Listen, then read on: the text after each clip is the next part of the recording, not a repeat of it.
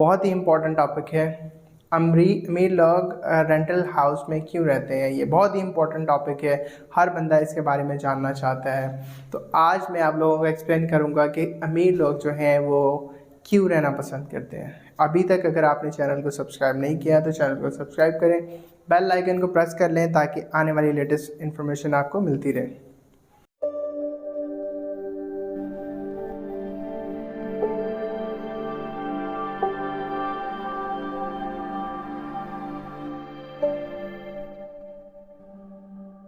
बिस्मिल्लाहिर्रहमानिर्रहीम।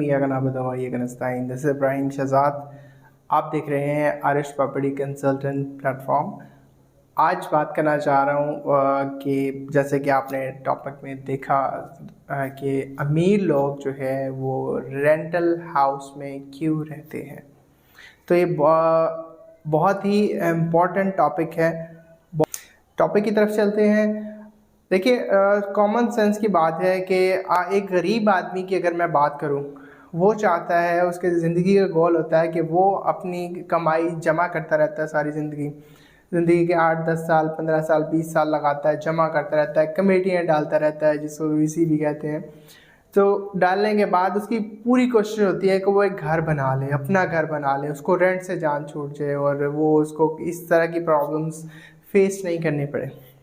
और इसके बरक्स जो है, एक अमीर लोग जो कि बड़े तबके से ताल्लुक़ रखते हैं वो कभी अपना घर नहीं बनाते हैं, वो हमेशा रेंटल हाउस में रहते हैं। उसकी क्या रीज़न है? उसकी रीज़न ये है कि they know how to play with money. वो जानते हैं कि पैसे से पैसा कैसे कमाना है, ठीक है, और वो जानते हैं कि पैसे का इस्तेमाल किस तरह से करना है। उनको फाइनेंशियल एजुकेशन का पता है। फाइनेंशियल एजुकेशन के जो रूल्स हैं, उसकी टर्म्स हैं, उनकी एक्सपर्ट्स से उनसे मिलते हैं। उनकी सोचने का अंदाज़ डिफरेंट है, उनका जो जाविया है वो सब चीज़ें डिफरेंट है एक आम मिडिल क्लास और लोअर मिडिल क्लास के लोगों के बिल्कुल बरक्स। अब अमीर लोग सोचते क्या हैं, जो इलीट क्लास जो कहलाती है, वो इसलिए रेंटल हाउस में रहते हैं कि अगर लेट्स सपोज कि मैं बात करता हूँ, अगर आप अपना एक घर बनाना चाहते हैं तो एक लेट्स सपोज कि उसकी 1 करोड़ रुपए कॉस्ट है, ठीक है।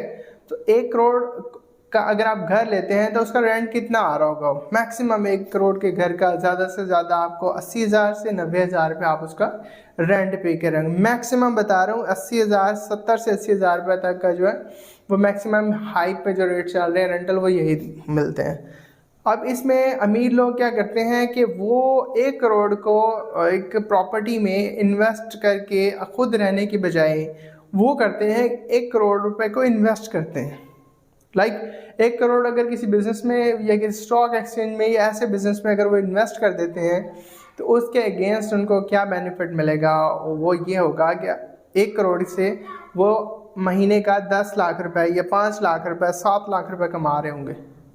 तो जबकि 1 करोड़ का इन्वेस्टमेंट किए बगैर अगर वो सिर्फ अपना घर बना के उसमें रह रहे हो तो वो 80,000 रुपये बचाएं।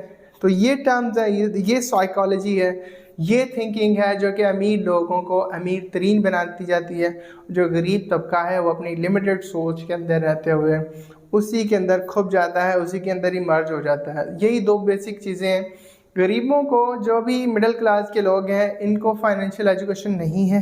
वो सिर्फ यही चाहते हैं कि अपनी जितनी भी इन्वेस्टमेंट्स हैं वो सारी घर बना लो, पैसे जमा कर लो, जोड़ लो, गलों में डाल लो, बचा के रख लो, कबर्ड्स में रख लो। ये बस वो करते हैं, बस यही उनकी थिंकिंग है, यही वो समझते हैं कि पैसा जमा करना इसको कहते हैं।